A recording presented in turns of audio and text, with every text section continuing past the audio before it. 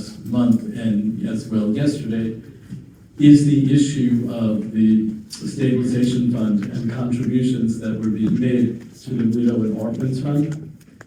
The city, as you know, had stopped making those payments over like the last 9 months. MLC leadership went to OLR, and we said, this can't stand. And so OLR, the city agreed to make all the back contributions through third quarter. As the question was raised yesterday, why couldn't we get that going forward? And the city said no. They said that because the stabilization fund is going to be exiting the stage, which was frankly one of the principal goals of the tripartite health committee, because the stabilization fund construct that had worked pretty well for 35 to 38 years was no longer working because of the inversion of how equalization did. And so when I'm working with Scheinman as the chair of the tripartite, he said that we had perverse incentives to try and keep the stabilization fund that was keeping us from doing the things that were better for everyone. So part of the goal of the last several years was to move away from the stabilization fund construct.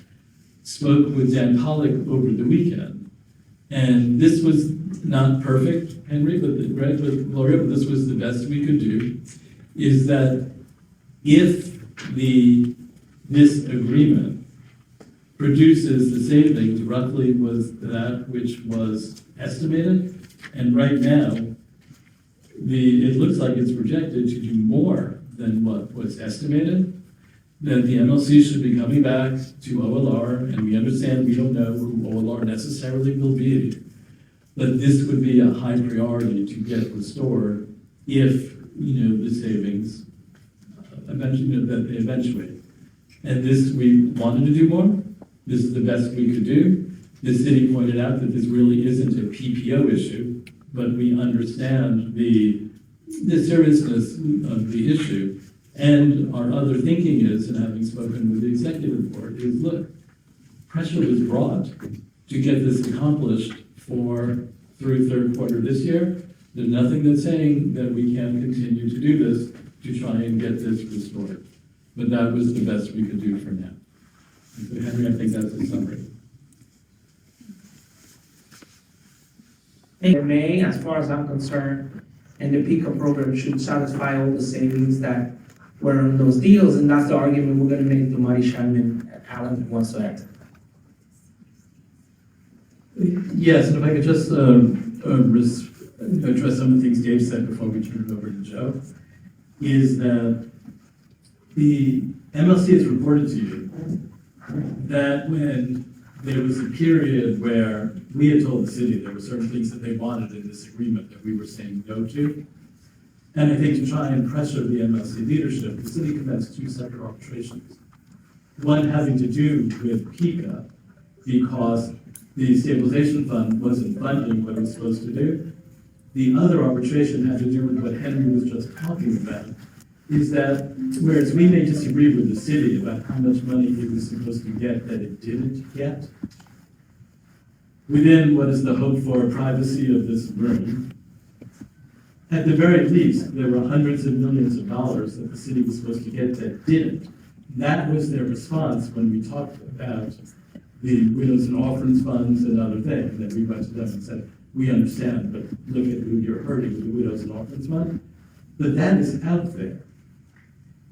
One of the things the city is seeking in their first arbitration is that the PICA obligation has to go back to the welfare funds, which would be crippling. Dave mentions that the P and the A, psychotropic and asthma, were gone. That actually wasn't a unilateral decision. That was actually negotiated between the city and the MLC at that point. What the city is seeking in the arbitration is for an arbitrator to order that the IC comes back to us. We are opposing that. We are saying that the venue that they put it in doesn't have the authority to do that. But the one thing that I can tell you is that if this deal doesn't get approved, the city is going to go forward with that arbitration. We believe right now The city has been picking up the cost of over more than the last year. It is our understanding that if this goes through, that that's going to get folded into the base medical plan. The question was asked yesterday at the steering committee, okay, if that's the understanding, why won't the city say that in writing? And the city won't say that in writing because they're saying that would prejudice their position in the arbitration if we have to go that way. So is this perfect? No.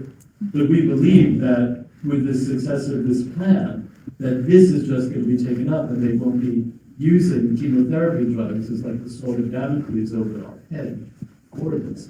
Because we believe that these arbitrations will fade away if this plan goes forward. The other thing is that Dave is correct when he says that part of the savings element is getting 75% of the data feed to the carriers. Not to the city will never see the information. One union will never see the information from another union. But if we don't get 75%, it's not that the $100 million in savings evaporates. It gets proportionally decreased on whatever the number is. We believe we're going to get to the 75%. We believe Siegel explained at the briefing session how this is actually better for our members because by having this information, it's going to lead to better coordinated care because this way you won't have the situation of going to different specialists and no one knows what drugs you're taking, and then you may be getting a drug that's contraindicated by something else you're taking. Those issues go away with this. We believe this is a good thing, but voting yes for this plan doesn't obligate you to provide prescription data feeds. And I think the last thing on this is that we're trying to work out a way where the data is scrambled. We do not want to be giving out social security numbers to anyone. That was the way that that the carriers have asked for it. Carriers have some of this information in the normal course already, but we're working on a system, with consultants to be able to sort of scramble it in one sense and then unscramble it at the other. We're working with some of the fund administrators as to how their funds keep this information, and that is something that we will be turning to. Assuming that this gets approved. Thank you.